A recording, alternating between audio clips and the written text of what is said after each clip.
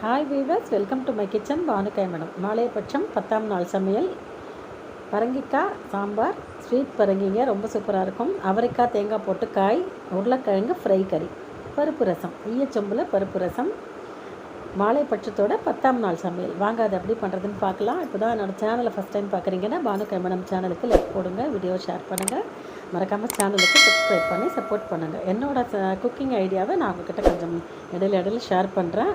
ரொம்ப குயிக்காக சமையல் முடியணும் அப்படின்னா ஒரு சின்ன சின்ன டெக்னிக்லாம் நான் யூஸ் பண்ணுறேன். அதெல்லாம் உங்கள்கிட்ட கண்டிப்பாக நான் ஷேர் பண்ணுறேன். இந்த பரங்கிக்காய் சாம்பாருக்கு கட் பண்ணியிருக்கேன். ஒரு சின்ன தக்காளி பழம், ஒரு பச்சை மிளகா, ஒரு சின்ன நாட்டு எலுமிச்சை பழம் சைஸ் புளி கரைச்சி வச்சுருக்கேன். பருப்பு வந்து ஒரு 150 கிராம் பருப்பு வேக வச்சு எடுத்து வச்சுருக்கேன்.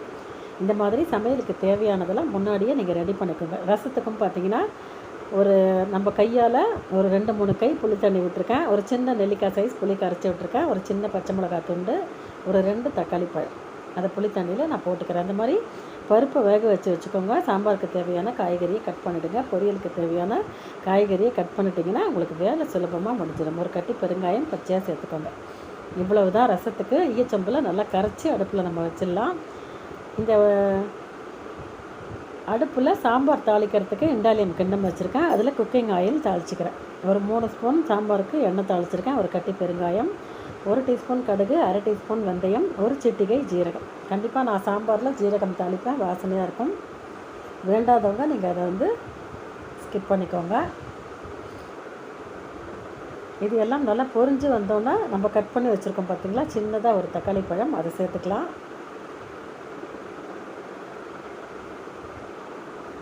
சமையல் வேலை ரொம்ப சுலபமாக ஆகணும் அப்படின்னா ஒரு சின்ன சின்ன ஐடியாஸ் தாங்க நான் யூஸ் பண்ணுறேன். எல்லாத்தையுமே ரெடி பண்ணி வச்சுப்பேன். 1/2 hour தான் நமக்கு கிச்சனில் வேலை. உங்களுக்கு வீடியோ வந்து காட்டும்போது கொஞ்சம் உங்களுக்கு லென்த்தியாக போகிற மாதிரி இருக்கும். ஆனால் சமையல் வேலை 1/2 மணிலேருந்து 3/4 மணிக்குள்ளே உங்களுக்கு 3/4 மணி நேரத்தில் முடிஞ்சிடும். எல்லாத்தையுமே நீங்கள் ரெடி பண்ணி வச்சுக்கிட்டீங்க அப்படின்னா பரங்கிக்காய் துண்டுகளையும் சேர்த்து ஒரு கலரி கொடுத்துட்டா, அடுத்தது ஒரு சிட்டிகை மஞ்சப்பொடி ஆட் பண்ணிக்கிறேன். ஒரு சிட்டிகை மஞ்சப்பொடி, சாதாரண டீஸ்பூன் மாதிரி தான் பிளாஸ்டிக்கில் வச்சுருக்கேன். அதில் 3 டீஸ்பூன் சாம்பார் பொடி. என்னோடய சாம்பார் பொடி நான் 3 டீஸ்பூன் ஆட் பண்ணுறேன். உங்கள் சாம்பார் பொடி காரம் பார்த்து நீங்கள் கூட்டி குறைச்சி ஆட் பண்ணுங்கள்.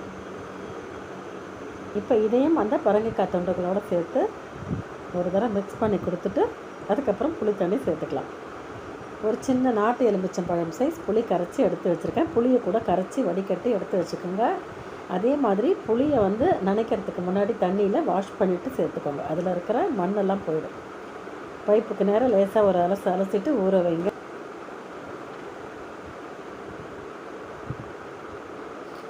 இப்போ சாம்பாருக்கு புளி தண்ணி விட்டுட்டால் அது 10 நிமிஷம் கொதிக்கட்டும். அதுக்குள்ளே ரசத்தை அடுப்பில் வச்சு மஞ்சத்தூள் ஒரு சிட்டிகை ஆட் பண்ணிக்கிறேன். ரசத்துக்கும் சாம்பார் பவுடர் 1 டீஸ்பூன் ஆட் பண்ணிக்கோங்க. பருப்பு ரசம் அப்படின்னா நான் மிளகு ஜீரக பொடியும் பச்சையாக பண்ணி வச்சுருக்கேன். கரன்னு அதுவும் போடுவேன். சாம்பார் பொடியிலையும் 1 டீஸ்பூன் ஆட் பண்ணிப்பேன். கைகளால் நல்லா பிசைஞ்சு கொடுங்க. அந்த காலத்தில் அம்மாலாம் பார்த்திங்கன்னா கையை யூஸ் பண்ணி சமைச்சு தான் அந்த சமையல் அவ்வளோ டேஸ்ட்டாக இருக்கும். அம்மாவோட பாசத்தையும் நம்ம ரொம்ப மிஸ் பண்ணுறோம் இப்போது. அதனால் கைகளை யூஸ் பண்ணி சமைங்க. அவங்கவுங்க கைக்குன்னு ஒரு பக்குவம் இருக்குது, ஒரு டேஸ்ட் இருக்குது. தக்காளி, அந்த புளி தண்ணியில் பச்சை மிளகா, சாம்பார் பொடி, மஞ்சள் பொடியெலாம் போட்டு கைகளால் நல்லா கசக்கி விட்டுட்டேன். இப்போ ரசத்துக்கு தேவையான கல்லுப்பு.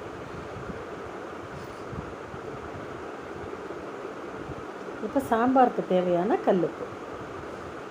இதெல்லாம் சாம்பார் ஒரு 10லேருந்து 15 நிமிஷம் கொதிக்கணும். மிளகா பொடி வாசனை போகணும், காய் வேகணும்.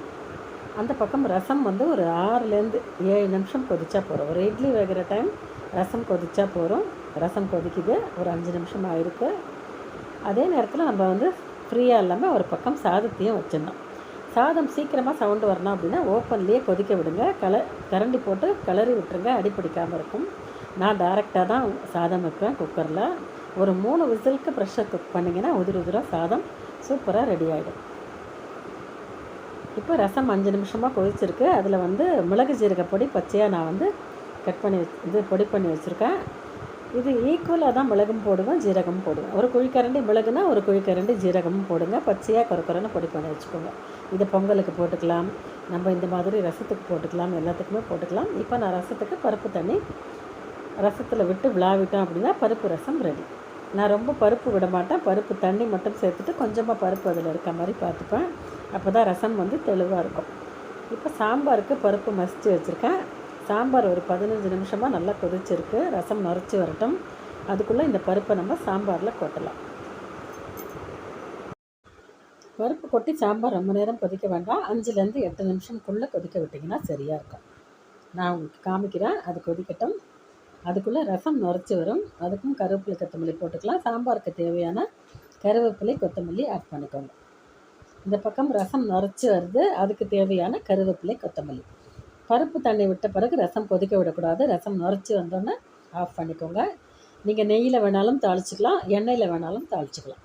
அது அவங்கவுங்க விருப்பம். நான் எண்ணெயில் தான் தாளித்து கொட்டுறேன்.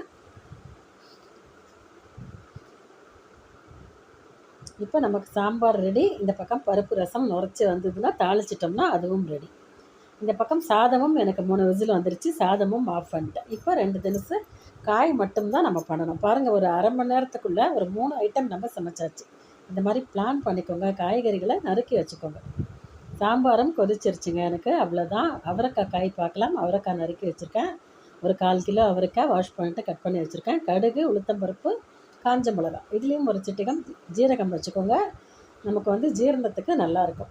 இப்போ ஒரே 1 டேபிள் ஸ்பூன் எண்ணெய் விட்டுருக்கேன் கடாயில். அவ்வளோதான். இதில் கடுகு, உளுத்தம்பருப்பு, ஒரு சிட்டிகை ஜீரகம் ஆட் பண்ணியிருக்கேன். ஒரே ஒரு காஞ்ச மிளகாய் கிள்ளி போட்டுக்கிறேன். இவ்வளவுதான் காரம். இந்த உளுத்தம்பருப்பு நல்லா சிவந்து வரட்டும். கடுகு வெடிக்கட்டும். அதுக்கப்புறம் நம்ம கட் பண்ணி வச்சுருக்கிற அவரைக்காயை சேர்த்துக்கலாம். அவரைக்காய் ரொம்ப சீக்கிரம் வந்துடும். அதனால் கொஞ்சமாக நம்ம தண்ணி தெளித்தோம்னா போதும். நம்ம கையால் 2 கை தண்ணி தெளித்து மூடி வச்சுட்டோம்னா அவரைக்காய் வெந்து போயிடும். அதே மாதிரி உப்பு போடும்போது அவரைக்காய்க்கு கம்மியாக போடணும். ரொம்ப ரொம்ப கம்மியாக உப்பு சேர்த்துக்கோங்க. சட்டுன்னு உப்பு கரிக்கிற மாதிரி காமிச்சிடும். இதில் உப்பு தாங்காது அவரைக்காய். அதனால் கொஞ்சோண்டு உப்பு. நான் கூட எடுத்துகிட்டு வந்ததில் கொஞ்சம் நிறுத்திக்கிட்டேன். அதிகமாக இருக்கும் போல இருந்தது. இந்த கல் உப்பு சேர்த்துட்டு ஒரு 1/4 டம்ளர் தண்ணி தான் சேர்த்துருக்கேன். இதை அப்படியே மூடி போட்டு மூடி வச்சிடலாம். ஒரு 5லேருந்து 6 நிமிஷம் தாங்க வெந்துடும் அவரைக்காய். அவ்வளோதான். இது ஒரு 5 நிமிஷம் அப்படியே இருக்கட்டும். இது வெந்த பிறகு பார்க்கலாம். இப்போ அவரைக்காய் எனக்கு வெந்திருக்கு. கொஞ்சம் கூட தண்ணி இல்லை பாருங்கள் அடியில். இப்போ தேங்காய் பூத்துருவல் மேலே போட்டு ஒரே 1 செகண்டு கிளறி கொடுத்தோம் அப்படின்னா நம்ம அவரைக்காய் கறி ரெடி.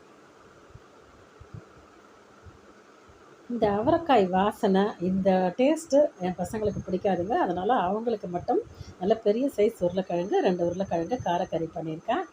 அதையும் இந்த வீடியோவில் உங்களுக்கு லாஸ்ட்டில் காமிச்சிருக்கேன். இப்போ அந்த அவரைக்காய்க்கு தேவையான தேங்காய் பூ சேர்த்து நம்ம வந்து ஒரு கிளறிட்டு ஆஃப் பண்ணிடுங்க. ரொம்ப நேரம் போட்டு வதக்க வேண்டாம். பச்சையாக தேங்காய் எடுத்துக்கிட்டோம் அப்படின்னா அது குட் கொலஸ்ட்ரால் நமக்கு. இப்போ உருளைக்கிழங்கு நல்லா வேக வச்சு 3/4 பங்கு எடுத்து வச்சுருக்கேன். ஒரு அறுக்க கருவேப்பிலை போட்டிருக்கேன். அதில் வேக விட்டு நம்ம ரோஸ்ட் பண்ணால் தான் ஆறினா கூட சாஃப்டாக இருக்கும். அப்போவே சாப்பிட போகிறீங்க அப்படின்னா இன்ஸ்டண்ட்டாக நீங்கள் பச்சையாக கூட வதக்கிக்கலாம். அந்த மாதிரி பச்சையாக ஃப்ரை பண்ணும்போது ஆறினோன்னா அந்த துண்டுகள் ரஃப் ஆகிடும், காஞ்சி போன மாதிரி. அதனால் 3/4 பங்கு குக் பண்ணிவிட்டு நீங்கள் வந்து ரோஸ்ட் பண்ணிங்க அப்படின்னா அந்த ரோஸ்ட்டு கறி அவ்வளோ சாஃப்டாக இருக்கும். ஆறினா கூட சாஃப்டாகவே இருக்கும் அந்த துண்டுகள். இப்போ இந்த காய்க்கு தேவையான வரமிளகாய் பொடி ஒரு சிட்டிகை சாம்பார் பொடி 2மே நான் சேர்ப்பேன். அப்போ தான் வாசனையாகவும் இருக்கும். ரொம்ப டேஸ்ட் டிஃப்ரெண்ட்டாக சூப்பராக இருக்கும்.